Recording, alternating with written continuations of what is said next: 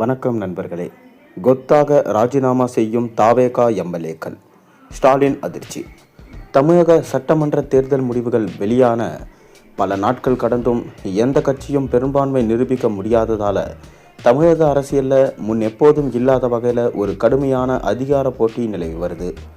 கடந்த மே 4ஆம் தேதி வெளியான தேர்தல் முடிவுகளின்படி ஆட்சி அமைக்க தேவையான மேஜிக் நம்பரான 118 எந்த ஒரு தனிப்பட்ட கட்சியோ அல்லது கூட்டணியோ எட்டவில்லை. தற்போதைய நிலவரப்படி 107 இடங்களை கைப்பற்றி தனிப்பெரும் கட்சியாக உருவெடுத்திருக்கிற தமிழக வெற்றி கழகம், அதோட தலைவர் விஜய் காங்கிரஸ் கட்சியின் 5 எம்எல்ஏக்களின் ஆதரவு கடிதத்துடன் ஆளுநர் ராஜேந்திர விஸ்வநாத் அர்லேக்கரை சந்தித்து ஆட்சி அமைக்க உரிமை கோரினார். இதன் மூலம் தாவேகா அணியின் பலம் 112 உயர்ந்திருக்கு. இருப்பினும் சபாநாயகர் இல்லாமல் தாவேகா வசம் 111 இடங்கள் மட்டுமே உள்ள நிலையில் பெரும்பான்மைக்கு தேவையான மீதமுள்ள 7 இடங்களை எவ்வாறு திரட்டப் போகிறார்கள் என்ற ஆளுநரின் கேள்விக்கு தாவேகா தரப்புல தெளிவான விளக்கம் அளிக்கப்படவில்லை. சட்டமன்றத்தில் பெரும்பான்மையை நிரூபிப்பதற்கான போதிய ஆதாரங்கள் சமர்ப்பிக்கப்படவில்லை என கூறி ஆளுநர் மாளிகை விஜயின் கோரிக்கையை 2வது முறையாக நிராகரிச்சிருக்காங்க. இதனால் தாவேகா முகாமில் பெரும் பரபரப்பு ஏற்பட்டிருக்கு.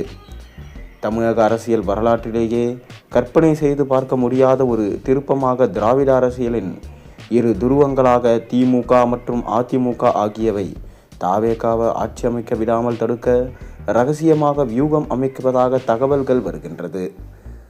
ஒருவேளை திமுக அதிமுகவிற்கு வெளியிலிருந்து ஆதரவு அளித்தால் அந்த அணியின் பலம் 106 உயரும். இவர்களுடன் விசிக, கம்யூனிஸ்ட் கட்சிகள், ஐயுஎம்எல், தேமுதிக இணைந்தாலும் மொத்த பலம் 115 மட்டுமே தொடுகிறது. 118 என்ற இலக்க எட்ட இன்னும் 3 இடங்கள் தேவைப்படுது. இதில் பாமக இணைந்தால் விசிக வெளியேறும். பாஜக மற்றும் காங்கிரஸ் கட்சிகள் இந்த கூட்டணியில் இணைய வாய்ப்பில்லை என்பதாலும் இங்கு இழுபறி நீடிக்கிறது. ஆளுநர் வேண்டுமென்றே காலம் தாழ்த்துவதாக கூறி தாவேகா தொண்டர்கள் மாநிலம் தழுவிய போராட்டங்களில் ஈடுபட்டு வராங்க. இதற்கிடையில் தாவேகா உயர்மட்ட குழுவிலிருந்து கசிந்துள்ள ஒரு தகவல் அரசியல் வட்டாரத்தை அதிர வச்சிருக்கு. திமுக அதிமுக இணைந்து ஆட்சி அமைக்க முயன்றால் தனது கட்சியின் அனைத்து எம்எல்ஏக்களையும் ராஜினாமா செய்ய வைத்து ஒட்டுமொத்தமாக தேர்தலை சந்திக்க விஜய் திட்டமிட்டிருக்கிறதா சொல்லப்படுது. எதிராளிகள் குறுக்கு வழியில் ஆட்சி அமைக்க முயன்றால் மக்கள் மன்றத்திற்கே மீண்டும் செல்வோம் என்பதே தாவேகாவின் நிலைப்பாட்டா இருப்பதா தற்போது தகவல்கள் வெளியாகியிருக்கு.